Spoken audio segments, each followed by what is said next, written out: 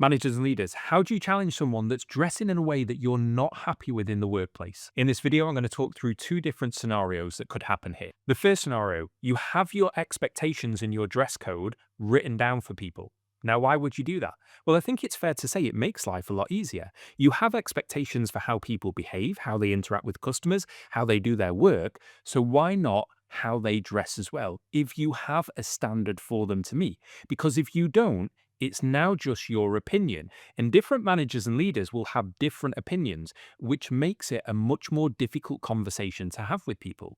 When you have clear standards written out, it makes it a light-hearted, candid, and clear conversation that sounds something like this. Hi Vince, I noticed that a casual linen shirt was worn in the client-facing meeting this morning. Just a reminder that for client-facing meetings, we wear formal shirts so that it gives the best representation of our company. It's nice and clear and to the point because we have our expectations already written down. Now, if that doesn't work and Vince wears his casual linen shirt again, then you can sit down and have a one-to-one conversation and listen and understand what may be going on. Maybe there was a good reason that a formal shirt couldn't be worn, and listening to understand is still your best policy here. Scenario number two, you've not got any expectations written down.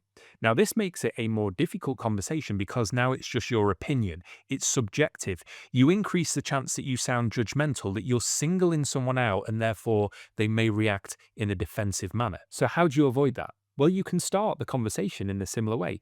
Vince, I noticed in the client-facing meeting this morning that you were wearing a casual linen shirt. However, at this point, you need to put in some recognition and acknowledgement that there are no standards written or said anywhere. And it sounds something like this. I recognize that dress code isn't written down anywhere in the policies or procedures, and I apologize that I haven't been clear about expectations before.